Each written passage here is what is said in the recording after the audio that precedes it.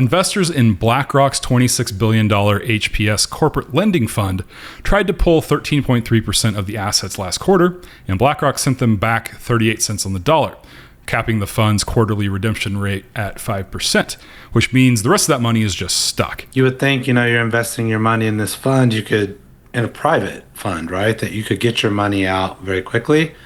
And obviously, BlackRock and the others don't want you to do that because they lose their own liquidity. Those private equity are paying back their lenders with borrowed money. So they're now borrowing from banks based on their portfolios at prices that may not be correct. Who knows? But the bag holder is either going to be that private equity firm or it's going to be a bank. If this run on the bank scenario keeps happening and people keep wanting their money out month after month after month, there's not going to be enough left, and there's going to be a bag holder that's going to either need to bail out or fail. You think that's your money. Yeah. It's not, according to the contract, right? Great success happened with private credit, 5 years ago. So now 4 years ago, we need to increase that success by 10%. How are we going to do that? Well, we're going to loosen our standards a little bit. How are we going to do that the following year, increase by 10%? Well, we're going to loosen our standards a little bit more.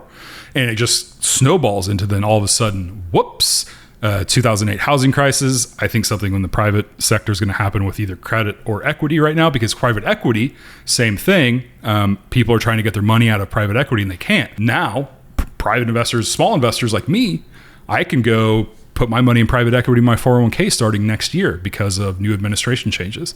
Really, at the end of the day, that's just making me a sucker if I do that, or you a sucker if you go in and take private equity out of your 401k because you're taking someone who's very wealthy in a bad position they can't sell, and now you're adding liquidity where they can't get their money out, but now you're going to be the bag holder.